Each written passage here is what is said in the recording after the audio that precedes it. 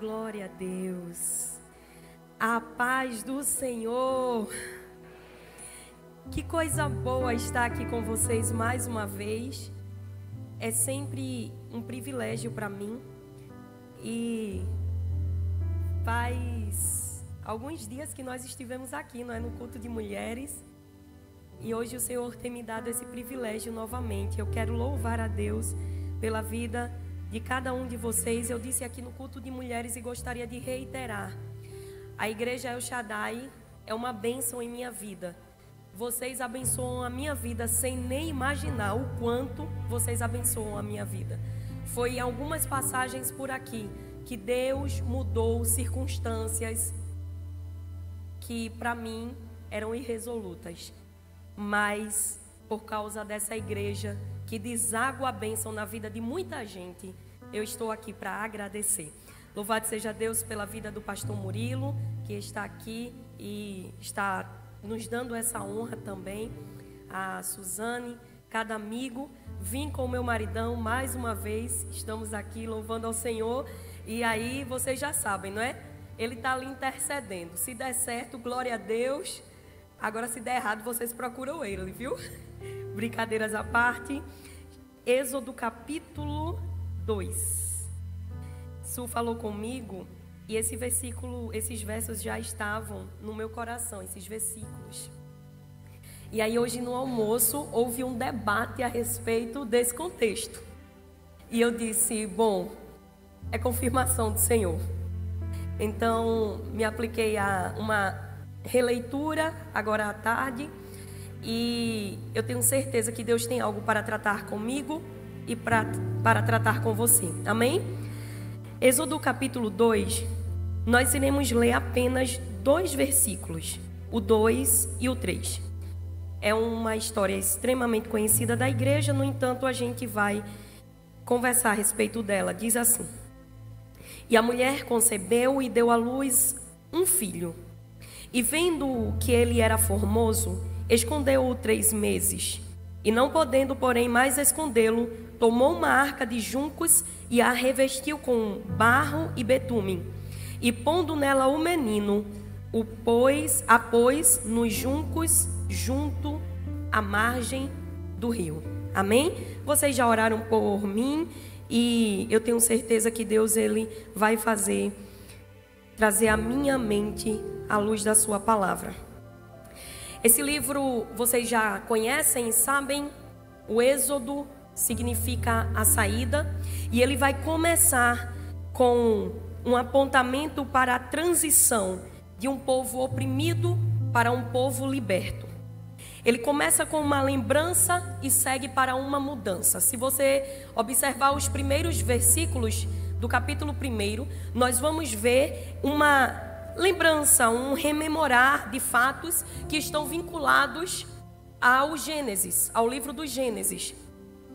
E essa lembrança, ela vai ser o início de uma nova história que o Senhor está conduzindo aquele povo. E às vezes a gente fica rememorando alguns fatos como se esses fatos fossem o ápice das nossas histórias. E aí você pode lembrar. Às vezes faz bem lembrar, noutras vezes não é muito bom ficarmos muito saudosistas, porque às vezes o saudosismo traz algumas dores à alma. Mas deixa eu dizer uma coisa a vocês: aquilo que Deus fez no passado, Ele é poderoso para fazer muito mais a partir de algumas memórias. E eles vão começar a lembrar de algumas coisas do passado. O Moisés vai começar a lembrar dessas coisas, mas agora ele vai trazendo uma nova história. Esses tempos difíceis que são apresentados aqui no capítulo 1, que aí vocês sabem que é estabelecido que o faraó anterior conhecia José.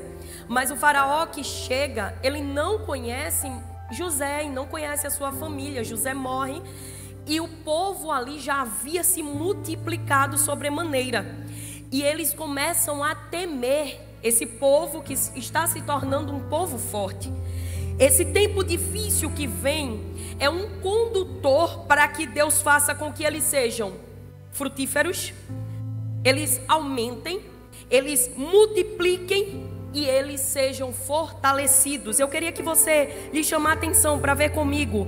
O versículo de número 7 do capítulo 1 diz assim: e os filhos de Israel frutificaram, aumentaram muito e multiplicaram-se, e foram fortalecidos grandemente, de maneira que a terra se encheu deles.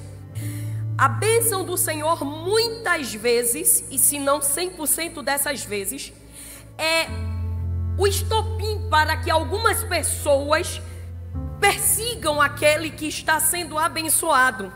Mas o que me fez parar aqui nesse versículo por alguns minutos foi entender que Deus, Ele não é limitado, e esses tempos difíceis, eles chegam para forjar agora um povo ainda mais forte do que esse povo que eu apresentei aqui para vocês no versículo de número 7. A bênção, ela não vai se limitar àquilo que você acha. Chegou aqui e parece que não pode mais sair daqui. Eu não sei se você já pensou que você alcançou uma bênção tão grande que parece que depois daquilo acabou a história. É como o final de um filme, que se casam, têm filhos, aí receberam a casa e o presente grande, pronto, acabou. Acabou. Parece que não tem mais nada para frente. Só que Deus, Ele é tão bom e tão poderoso que Ele ainda tem muito mais a ser feito, porque Ele traz à existência coisas que você sequer imagina. Ele tem poder e o reino espiritual está acontecendo exatamente agora nele, movimentos para abençoar a igreja. Mas é na hora da adversidade que Ele ainda nos faz crescer mais. E o Senhor me autoriza a dizer à igreja dele aqui reunida na El Shaddai: eu estou te provando para te fazer crescer ainda mais. Eu vou te apresentar novidade de vida. Eu vou te apresentar portas que tu não imaginas. Eu vou te apresentar lugares que você ainda não pisou. Eu vou te apresentar um tempo onde muitos, quando olham para você hoje, já dizem: está grande, já está em destaque. Mas Deus está dizendo: ainda haverá um tempo em que o meu nome será grandemente glorificado na tua vida, em lugares e em terras que tu não imaginas. Mas eu penso que eles estavam cumprindo tão somente a palavra de Gênesis 1:28, quando Deus diz assim: crescei e multiplicai. Não era culpa deles estarem crescendo, havia um mandado, havia uma ordem. E quando a gente cumpre aquilo que Deus, Ele nos chama para cumprir, muitas vezes é aí que a prova vai ficando mais robusta e as coisas vão se afunilando. Mas não te preocupas, porque quando tu fazes a obra do Senhor com veemência e com ímpeto e com amor, Ele vai cuidar de todas as coisas. Nessa terra entraram cerca de 75 pessoas. Alguns estudiosos dizem que eram homens. Essa contagem seria de homens. Segundo Atos 7:14, eram 75. Mas outros dizem que, juntando ali com algumas mulheres, eram apenas 150 que entraram lá. Porque quando a gente está debaixo de uma promessa, debaixo de uma palavra, e Deus diz que vai fazer, entram poucas pessoas, mas se Ele disse que vai multiplicar, Ele vai multiplicar. Não depende dos seus recursos, não depende do seu status de vida, nem do quanto você esteja sendo patrocinado, mas depende daquele que fez a promessa, e Ele é poderoso para patrocinar a palavra que Ele empenhou. E Ele empenhou uma palavra sobre a tua vida: vou fazer multiplicar, vou fazer crescer, vou fortalecer. Ele havia feito essa palavra para Abraão lá em Gênesis 12: Abraão, em ti serão benditas todas as nações da terra, e tu serás pai de multidões. A palavra tinha que se cumprir. Todas as vezes que uma promessa é empenhada pelo céu, o inimigo se levanta para destruir a vida do portador da promessa. Nós trabalhamos, mas quem cansa é o inimigo. A Bíblia vai dizer que quando o faraó descobriu que eles estavam crescendo, se avolumando demais, ele começa a enchê-los de trabalho e oprimi-los. Mas a Bíblia diz que eles cansavam em oprimir. Eu não sei se você entendeu, mas eu vou repetir. Você que está passando pela prova, Você que está sendo perseguido, mas o inimigo vai cansar em lugar de você, porque você será fortalecido pelo Senhor. Enquanto Ele trabalha para te derrubar, o Senhor te dá força. E Ele que cansa, Ele cansará. O justo permanecerá sendo fortalecido no Senhor, e o teu inimigo cansará e ficará à beira do caminho. Aleluia. As crises não anulam a promessa de Deus, muito pelo contrário, elas são o terreno fértil para que a promessa floresça, seja cumprida. A crise é somente um ambiente, o terreno fértil que o Senhor plantou uma promessa, e no meio da crise essa promessa será regada e ela florescerá. O nascimento de Moisés nós vamos ver aqui no capítulo 2. E a Bíblia vai dizer que ela vai conceber. Essa mulher nada mais é do que a Joquebede. Isso está lá em Números. Joquebede, ela vai gerar. E quando ela gera, no meio da sua gestação já sai um edito.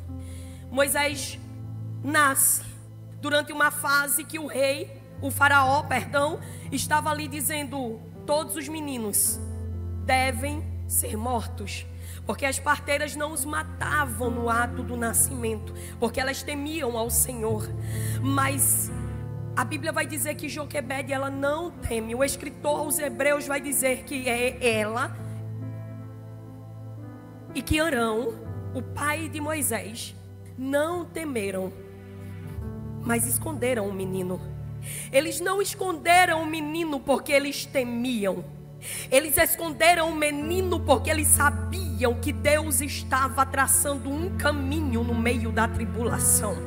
Porque há tempo de aparecer e há tempo de se esconder.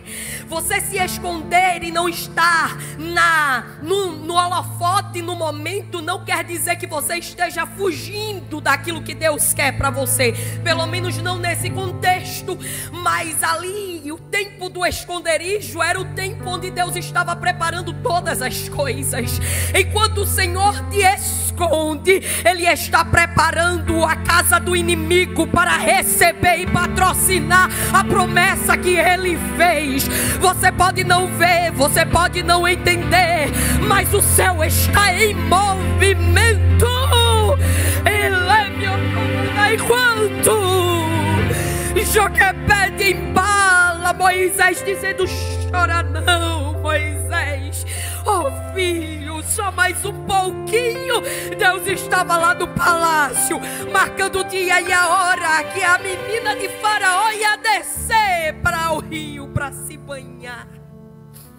Nós não entendemos os desígnios de Deus, mas eu lhe digo sem medo algum de errar.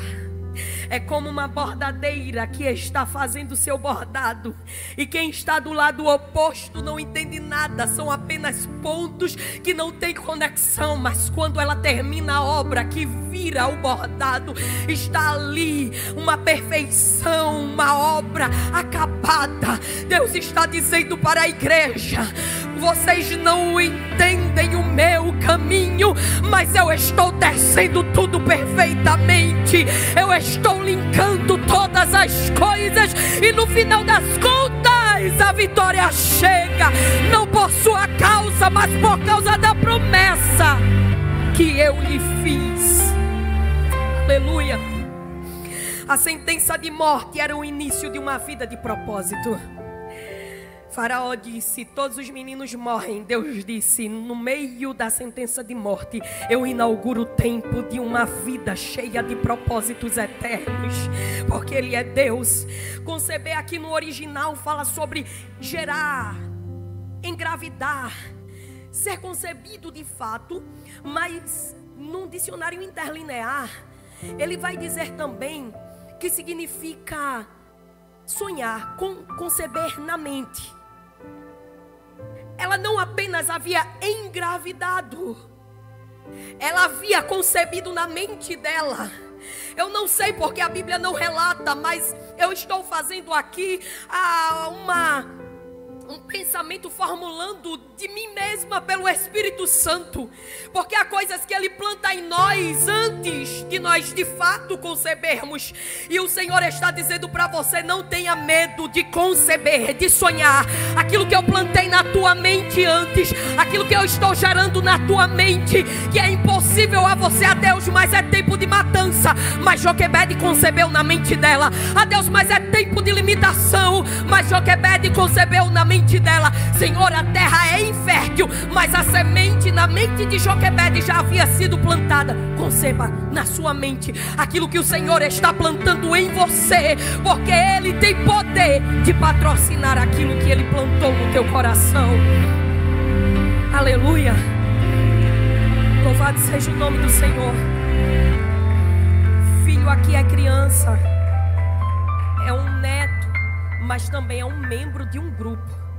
Quando a Bíblia vai dizer que ela concebeu a um filho, Ele está dizendo membro de um grupo, e um grupo seleto, o grupo dos escolhidos, o grupo daqueles que o Senhor, na sua presciência, disse: eu vou chamá-lo. E por óbvio, Deus, Ele tem os seus caminhos, e nós temos que entender esse caminho e dizer: Senhor, eu quero o que tu queres para mim. A Bíblia diz também que esse menino foi dito pela própria Joquebede. O escritor de Atos, o Lucas, vai relatar a narrativa de um dos mártires da igreja, o primeiro deles registrado. Ele vai falar a respeito de Moisés, e ele vai dizer também que Moisés, ele era formoso, assim como o escritor aos Hebreus. Vão dizer que Moisés era formoso, e formoso ali não era somente bonito, não era o menino bonito da mãe, mas ali falava sobre ser agradável, excelente, valioso, próspero, benigno, correto. Deus já havia plantado no coração de Joquebede que aquele menino não ia ser somente mais uma carinha bonita no mundo, mas que ele seria um homem de caráter, um homem chamado por Deus para um grande propósito. E deixa eu abrir um parêntese e dizer a você aqui, com todo o cuidado do mundo, você precisa de fato, não é sobre palavras afirmativas como quem está somente jogando ao vento, mas aquilo que Deus te deu na tua mente para que você gerasse. Profetize bênção sobre ele, sobre ela, sobre teus filhos, sobre tua casa. Para de dizer que não pode, que não dá, que não tem jeito. Para de dizer que não foi chamado, que você não tem condições, porque de fato nós não temos. Mas se o sonho foi dele, o projeto foi dele, o fruto foi dele, a semente foi dele, ele está dizendo: é bênção, é generoso, é próspero, é bom, é agradável e é formoso. E Deus está dizendo: vai prosperar. O diabo está dizendo: vai morrer. E Deus está dizendo: eu sou vida nesta noite. E ela o esconde. E esconder aqui no original quer dizer entesourar. De fato, Moisés para Joquebede era um tesouro. Quando ela o escondeu, ela dizia: meu tesouro. Só que Deus dizia: teu não, Joquebede, meu tesouro. Aqui eu compreendi porque Deus tinha um relacionamento tão fino com Moisés. Moisés era tão precioso para Deus que Deus traçou minuciosamente os caminhos para Moisés. E me parece que por mais que um dado momento ou outro ele tenha desvirtuado-se do caminho, ele sabia que ele era atraído de volta para esse amor. Sabe, quando eu estava ali, a gente estava louvando, engrandecendo e dizendo que a Ele é a glória. Estávamos aqui entronizando Ele. Eu estava louvando a Deus, porque de todos os laços de morte que o diabo preparou para a minha vida, Ele frustrou-se em todos eles.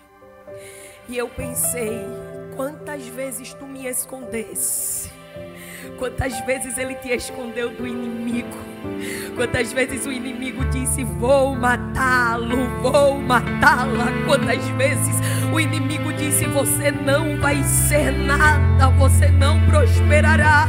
E o céu disse: deixa eu te esconder um pouquinho aqui. E no esconderijo, que o salmista descreve como do Altíssimo, praga alguma chega, tenta, peste não vem, porque Ele nos guarda de todas as coisas.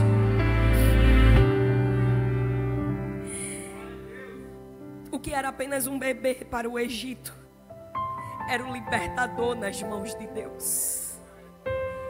Alguém te vê minúsculo, alguém me vê minúscula, e de fato nós o somos, mas o céu nos vê diferente, porque foi depositado em nós o que Paulo chama de um tesouro em vasos de barro.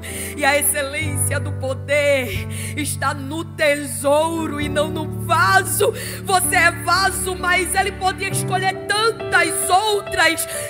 outros lugares para depositar o tesouro, no banco, no cofre, no vaso de cristal ou de ouro. E Ele disse: escolherei você, vaso de barro, para depositar um tesouro. E isso somente o céu pode descrever. Quem falou isso foi o Philip Heineken. E eu achei incrível, porque esse livro eu li um trechinho dele. É Salvo para a Glória de Deus. Ele escreveu sobre o Êxodo, e ele vai traçar alguns paralelos entre a vida de Moisés e essa glorificação ao céu. Nós fomos salvos para a glória de Deus. Aí a gente vai ver a simbologia da arca rapidamente aqui. Isaías, primeiro a Bíblia diz da arca, não, perdão, viu? Do cestinho. Quando o cestinho é colocado ali, é no meio dos juncos. A Bíblia diz que o cestinho não vai para o rio, como a gente costuma entender, não é? E a gente até canta que o cestinho foi descendo, deslizando ali, aí tem um crocodilo e... Não, a Bíblia diz que o cestinho ficou entre os juncos. Porque até nisso Deus tem mistérios. Isaías 18:2 diz assim: Ele envia embaixadores pelo mar em navios de juncos sobre as águas. Aqui o junco estava falando sobre o material, de fato, que os navios eram formados. Mas o paralelo que há no meu coração aqui, para dizer a vocês, é que, quer seja no navio feito por juncos, ou no meio dos juncos, quer seja no navio, ou então no cestinho, havia um embaixador do céu dentro dele. O meio de transporte não importa se vai ser no peixe, no navio ou no cestinho. Deus vai te levar para uma mensagem ser reportada para um povo. A mensagem que o cestinho carregava, ou melhor, o portador, o embaixador que o cestinho carregava era pequenininho, mas a mensagem era muito grande.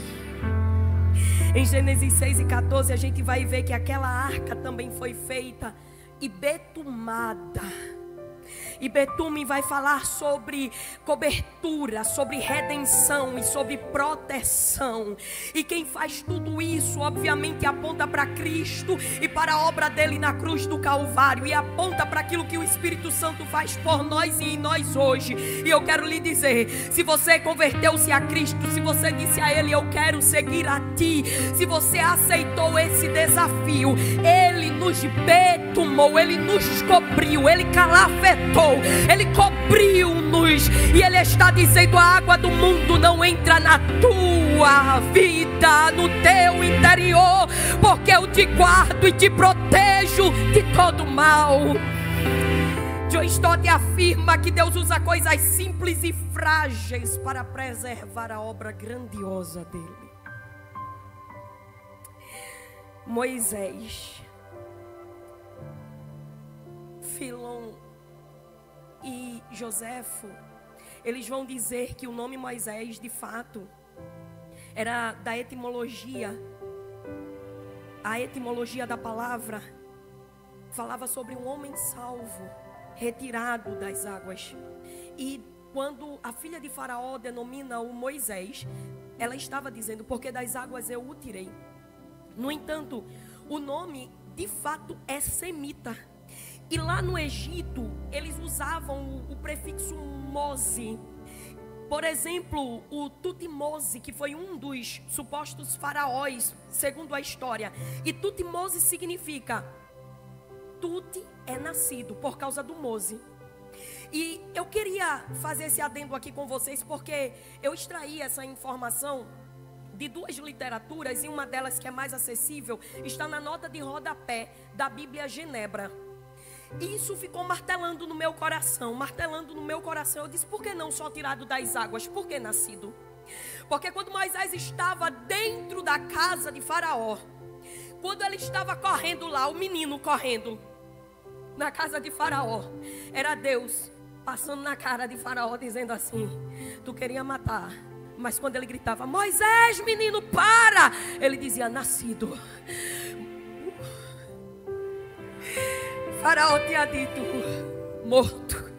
E toda vez que ele gritava, Moisés, Deus estava dizendo, eu te mostro, Faraó, que a tua sentença de morte é invalidada pelo céu. É nascido, é Moisés nascido. O inferno não pode matar aquele que Deus deu a ordem de vida.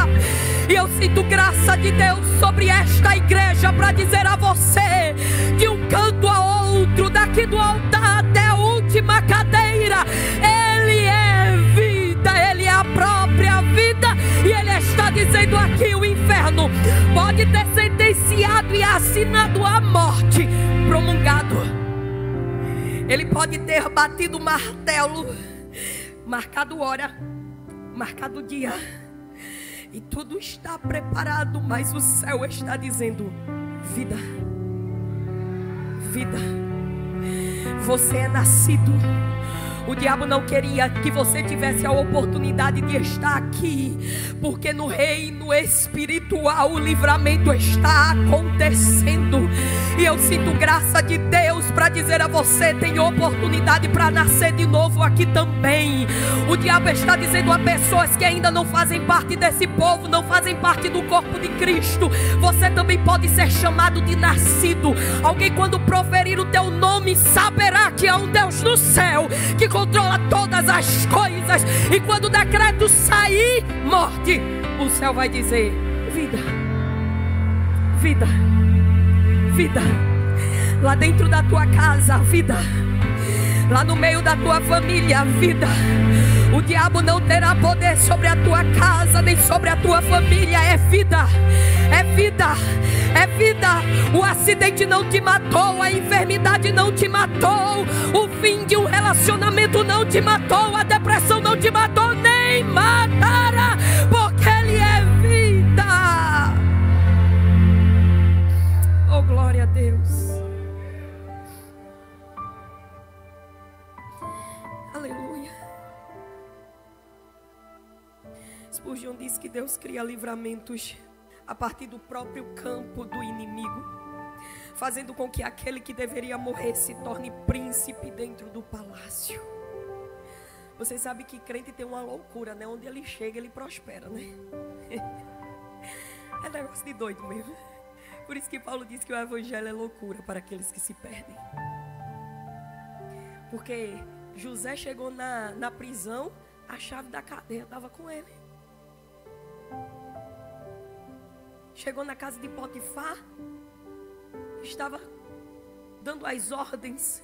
Chegou no palácio e trouxe Deus através dele livramento para toda aquela nação.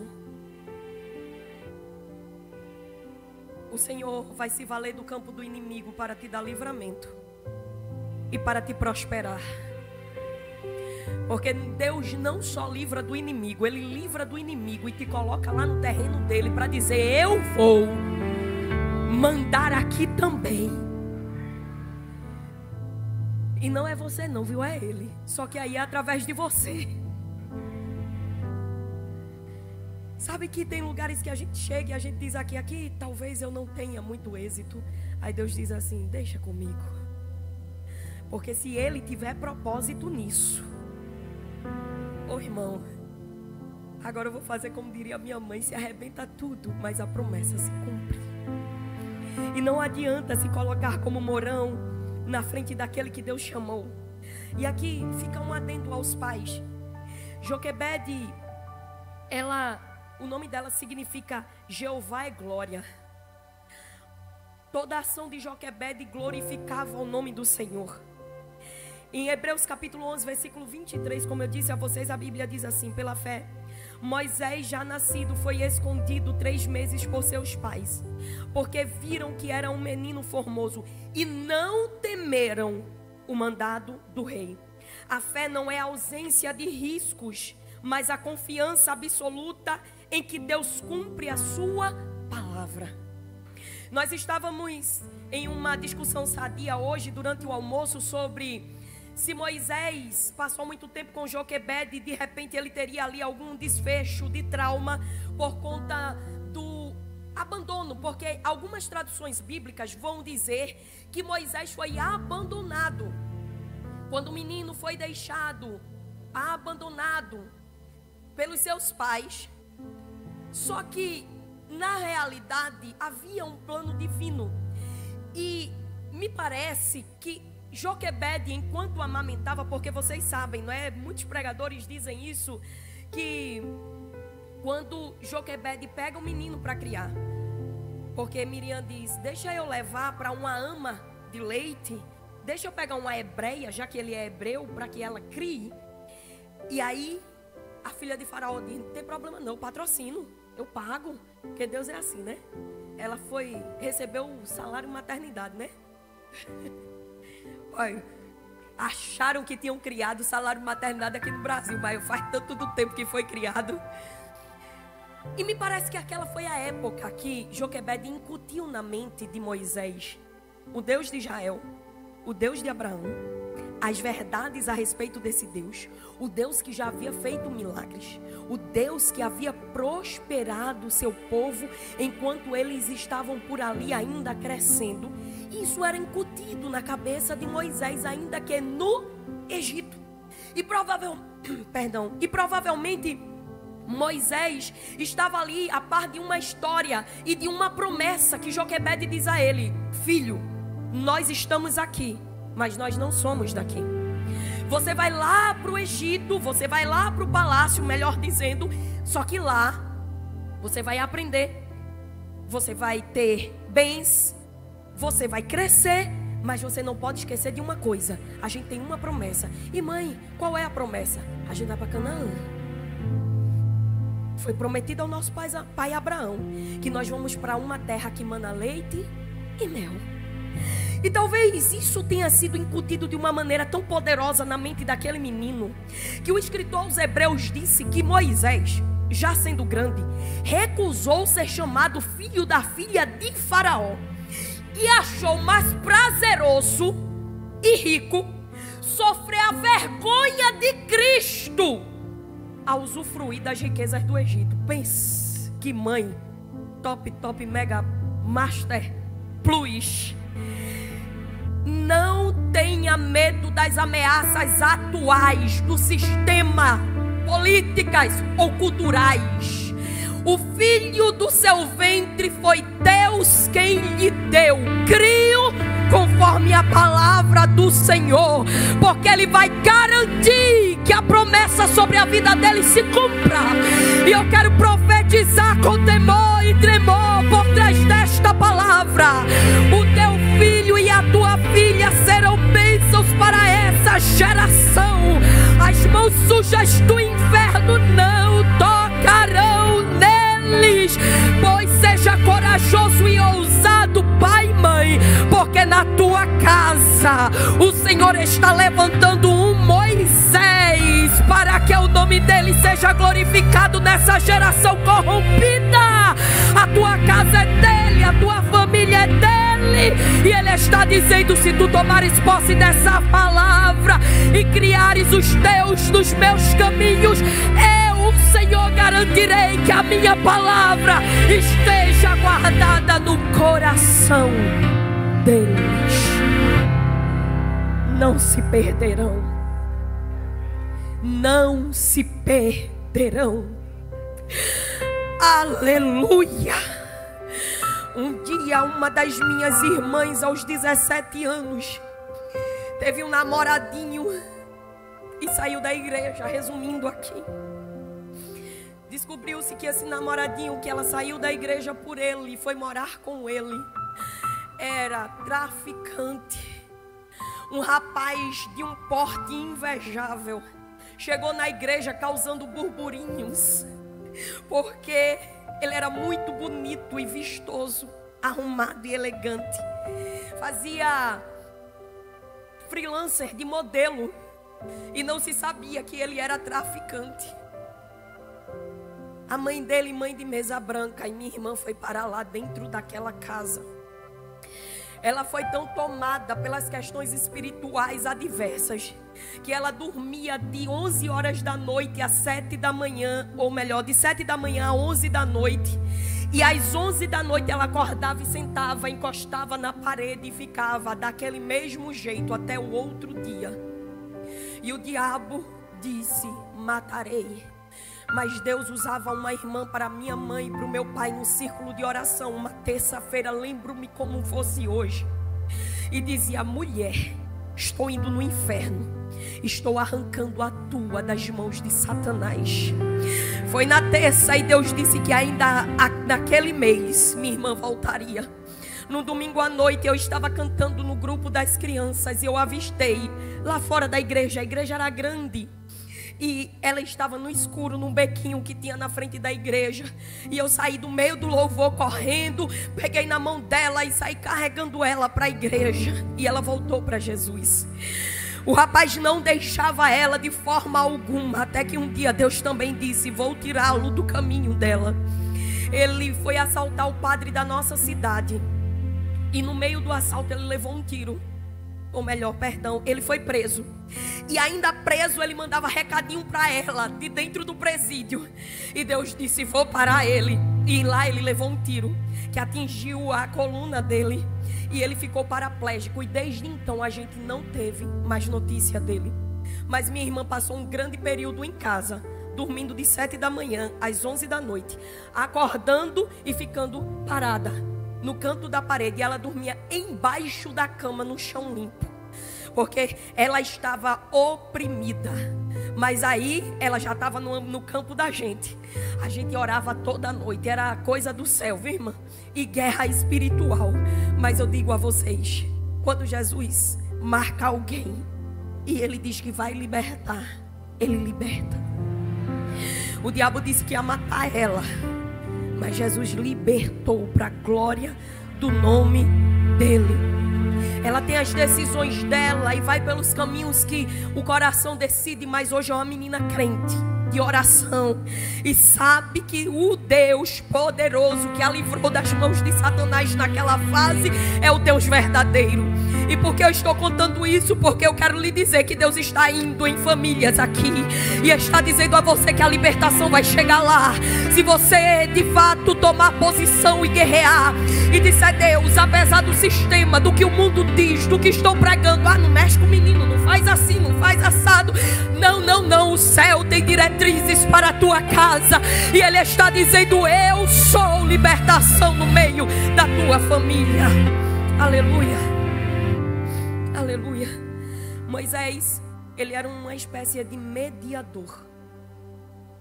E esse Moisés que a gente falou aqui sobre ele, e eu disse uma frase lá no início: Deus liberta, salva aquele menino para a glória dele.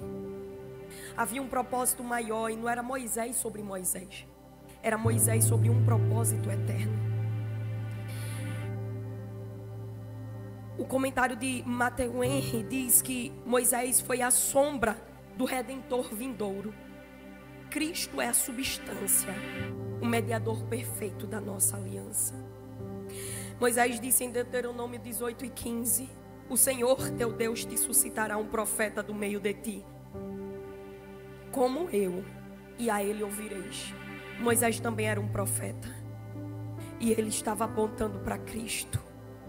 Moisés foi aquele a quem o tabernáculo foi revelado. Êxodo começa com uma lembrança, com uma perseguição e com uma mudança, mas Êxodo termina com o tabernáculo pronto e com a glória descendo naquele tabernáculo.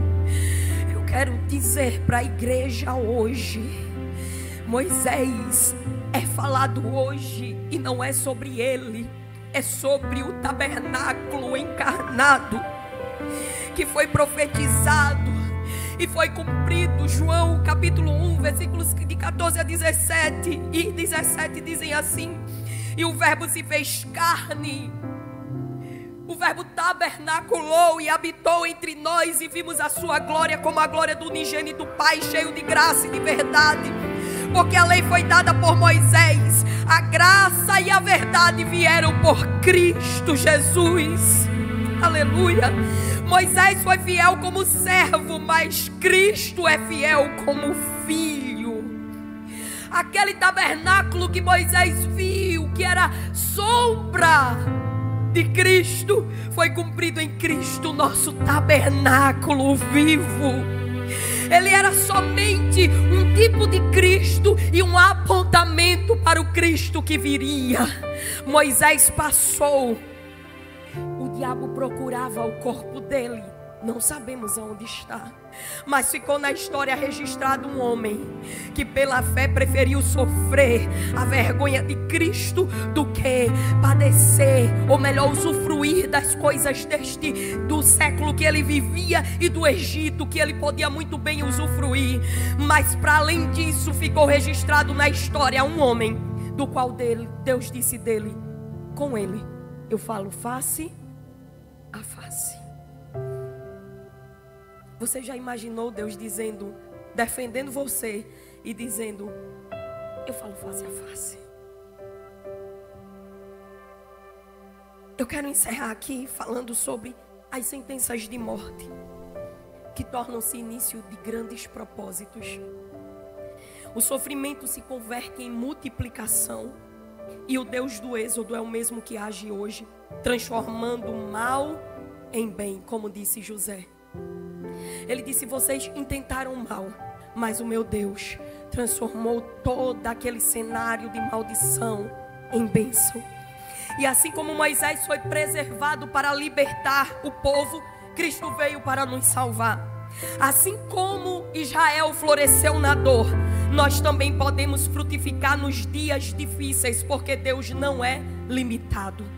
E eu queria que carinhosamente você olhasse para essa pessoa que está do seu lado e você dissesse para ela: não te preocupas.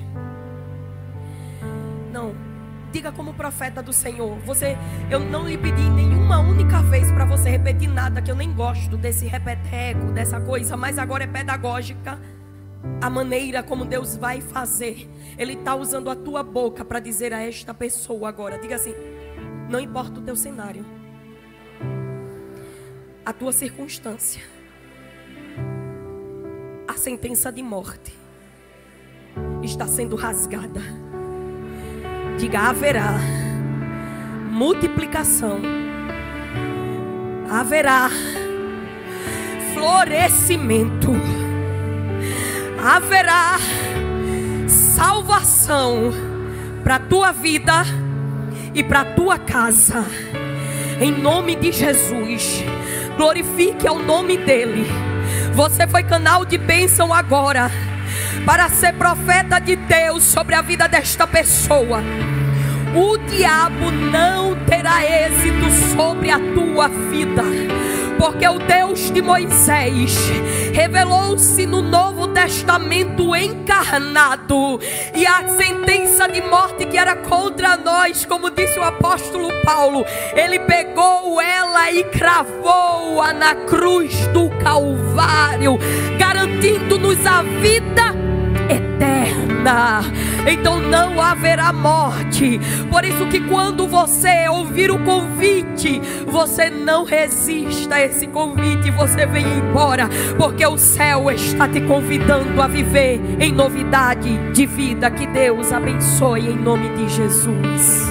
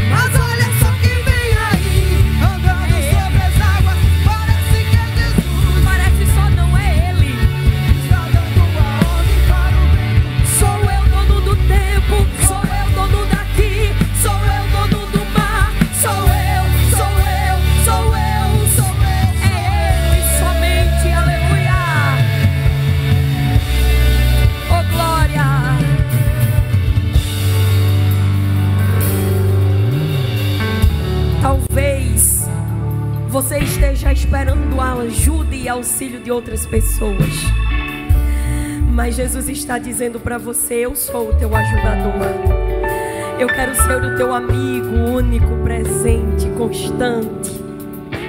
E eu quero saber se em nosso meio há alguém que nesse momento, tendo entendido essa palavra, quer converter-se a Cristo e dizer para Ele: Jesus, eu te quero.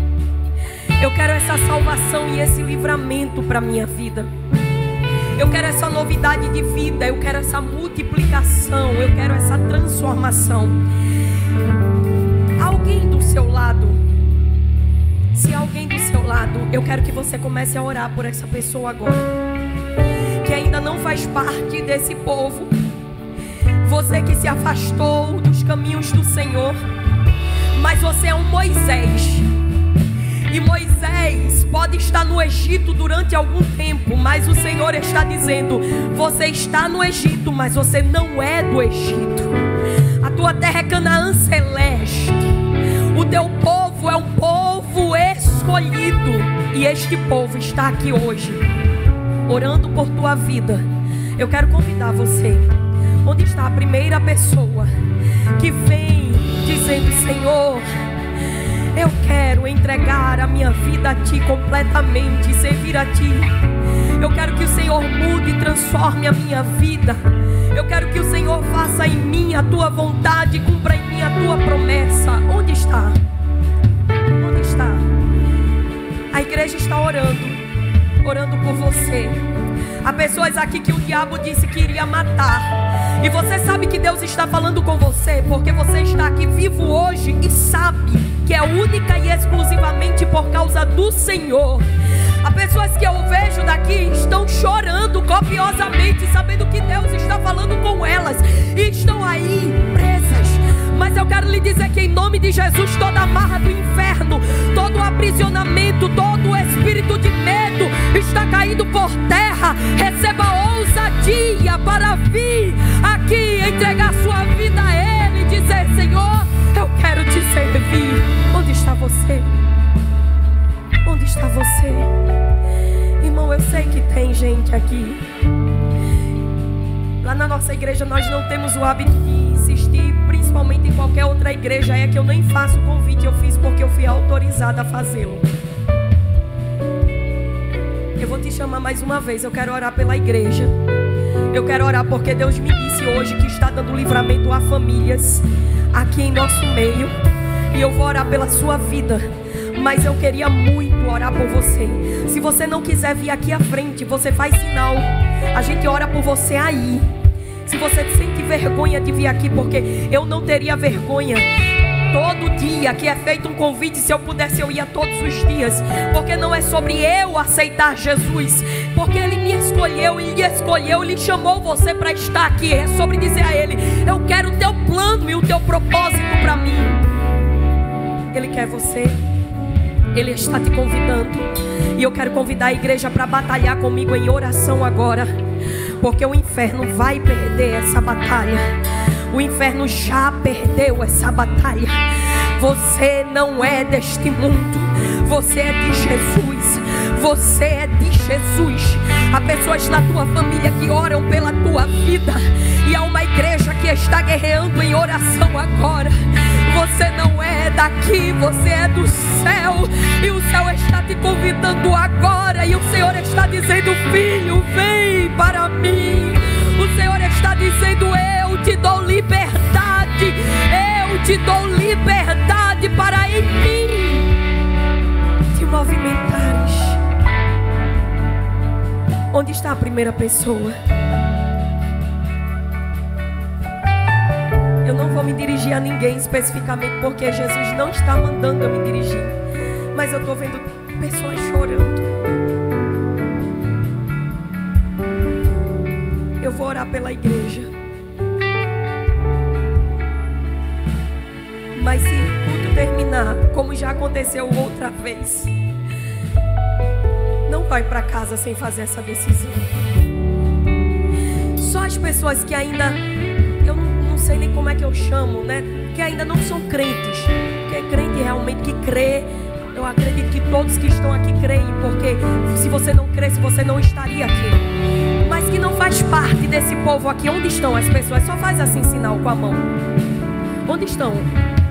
Sim, tem alguém ali, tem outra ali, tem mais alguém ali, inclusive chorando, viu? Tem mais pessoas aqui? Tem? Sim, tem sim. O que impede vocês? Eu só estou perguntando porque o meu coração está vibrando, queimando. Jesus está convidando vocês. Jesus está convidando vocês. Eu vou começar a orar. Se você quiser vir, venha. Eu quero orar pela tua família também. Eu queria que você estendesse a mão para o lado da sua casa. De onde eu estou agora, eu não consigo saber onde é Pernambuco. Mas estenda a mão para o lado da tua casa. Hoje aqui Deus não sabe não a direção, não. É porque Ele está lhe dando uma direção. Para aquele quarto onde você ora, para aquele lugar onde você guerreia. O Senhor está dizendo a você: eu vou fazer milagre nesta noite. Nem todo mundo receberá milagre, mas aquele que crê e confiar receberá milagres do Senhor. Nem todos receberão milagres visíveis, mas há milagres no reino espiritual acontecendo, e livramentos agora. Pai, essa família que está representada aqui agora, desde todos que estão aqui no altar, esses músicos, o pastor, a Suzane, os ministros de louvor e cada um que está aqui na igreja. Senhor, essa casa agora está sendo alcançada pelas bênçãos indizíveis do alto.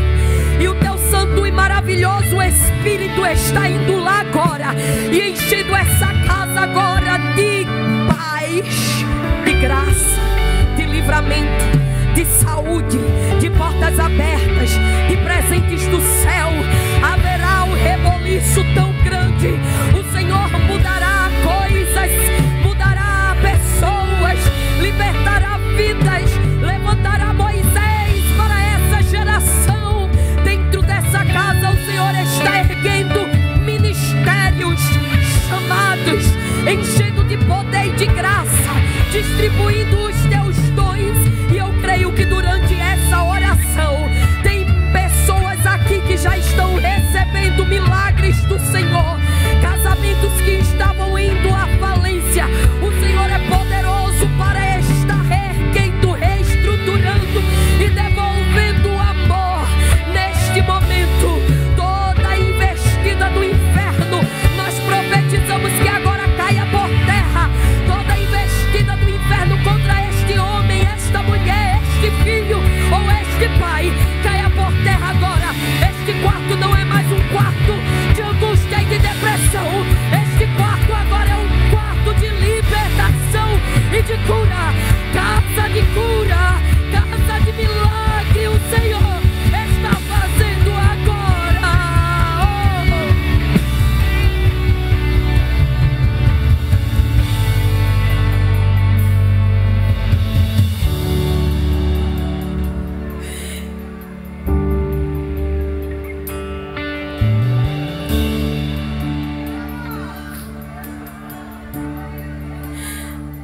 Eu tenho muito compromisso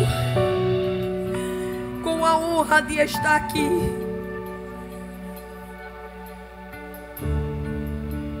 E eu tenho muito temor com as palavras que o Senhor me entrega, porque eu preciso ter compromisso primeiro com a palavra dele, que é a profecia inerrante, imutável. Mas eu quero dizer que sobre Maceió, o Senhor está trazendo um tempo para que essa igreja seja apresentada de uma forma diferenciada. Muitos milagres vão de acontecer nessa casa. E eu estou falando sobre milagres inexplicáveis. A medicina vai querer estudar casos, porque Deus, Ele fará coisas muito grandiosas aqui no nosso meio. Eu sei, eu peço a Deus vida para ver o que Ele vai fazer. Recebam graça de Deus. Graça de Deus. Porque enquanto vocês tocam, o inferno ele é bombardeado. O inferno agora está sendo bombardeado. Enquanto vocês estão tocando agora, as estruturas infernais que atuam em Maceió estão sendo abaladas agora. Porque Ele é poderoso para fazer e Ele está fazendo. Oh, aleluia.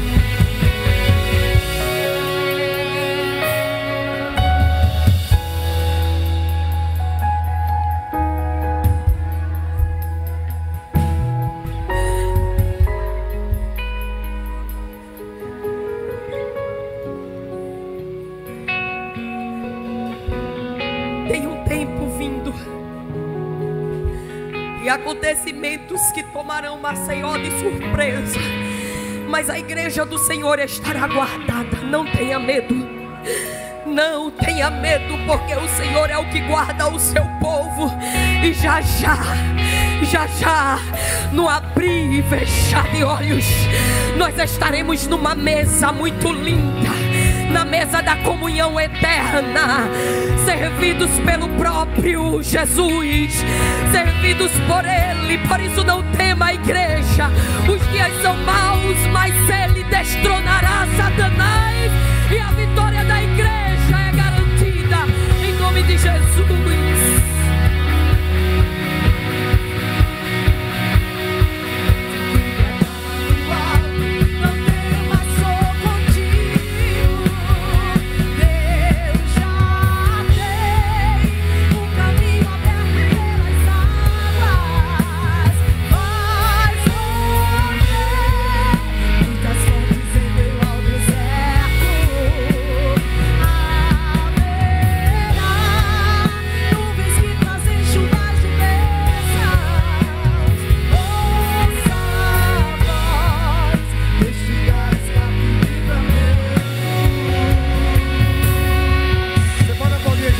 Aí no seu lugar. Glória a Deus, glória a Deus. Deus é bom, Deus é bom, Deus é fiel, Deus é justiça, Deus é cura, Deus é salvação, Deus é libertação. Achei que nada de Deus está nesse lugar. A presença do Senhor nesse lugar, ela é real. A gente crê primeiro, quem diz amém? Primeiro a gente crê. Agora quando a gente sente é bom demais. Eu creio e estou sentindo. Você crê e está sentindo essa presença? É porque a palavra dele foi ministrada, recebeu lugar no seu coração. E Deus, ele vai cumprir aquilo que ele prometeu.